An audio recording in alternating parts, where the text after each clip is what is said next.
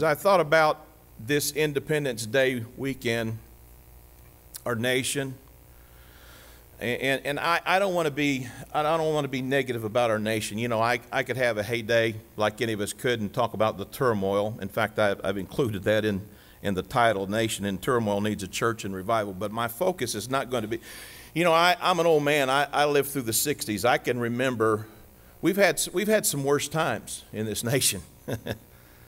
And those of you who are older than me, some of you have seen this whole world at war. So we've seen worse things, worse times. And admittedly, I think we could all say our nation is in turmoil. And we could talk about all that's wrong with our country, but I want to talk about something I can fix, something I can take ownership of, something that I think can make a difference. And I've put it in the title. I believe that a nation in turmoil needs a church in revival. You see, I think this community, the city of Edmond, needs this church. That's why we've been around here for over 100 years, because we have helped meet the needs of this community. And one of the great mentors of my life, Melvin Maxwell, said, if you always meet needs, you'll always be needed. And that's why we're still around here, because this community needs us. But I can't think of a time, a day and an age when our nation could use a church that is being the church, a church that is in revival. So, what is revival? The psalmist prayed this wonderful prayer in Psalm 85:6.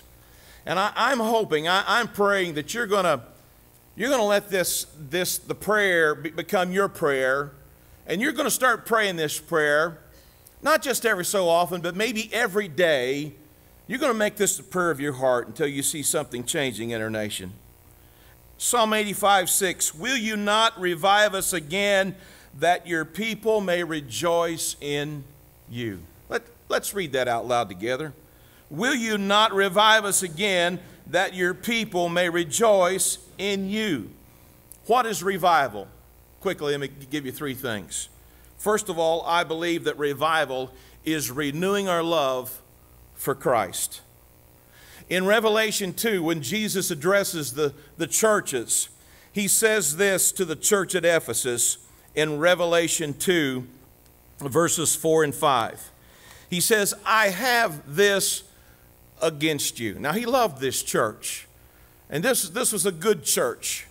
And so already, if you're the church at Ephesus, you're in the defense mode. When Jesus says, I have this against you, the love you had at first is gone.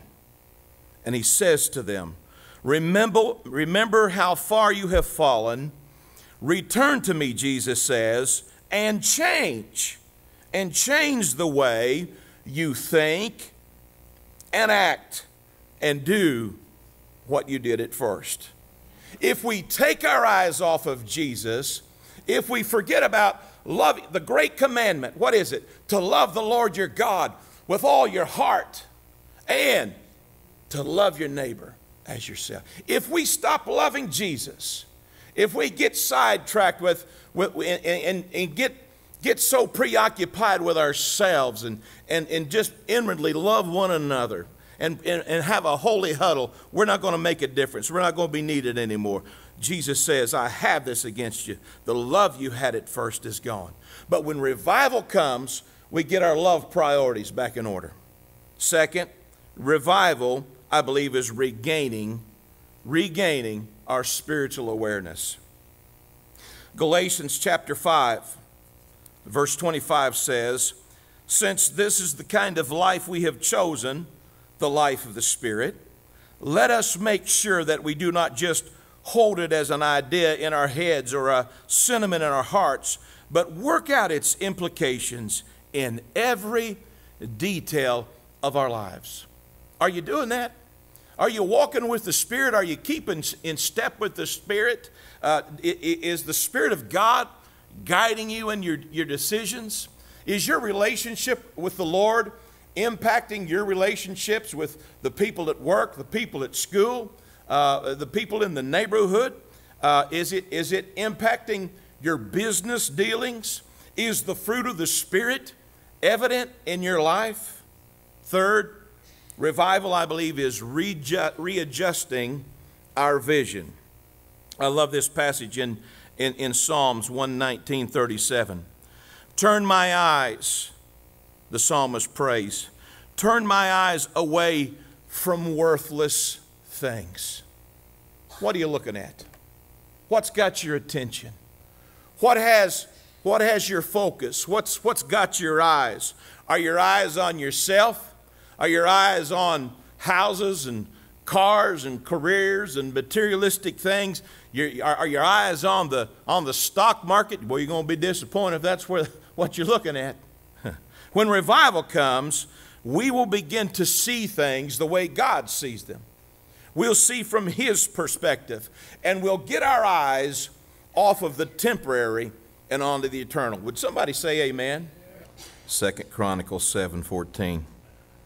This is God's prescription for revival. If my people who are called by my name will humble themselves and pray and seek my face and turn from their wicked ways, then I will hear from heaven and I will forgive their sin and will heal their land. If, this is conditional, folks, if my people, God says, my people who are called by my name. Revival begins with the people of God.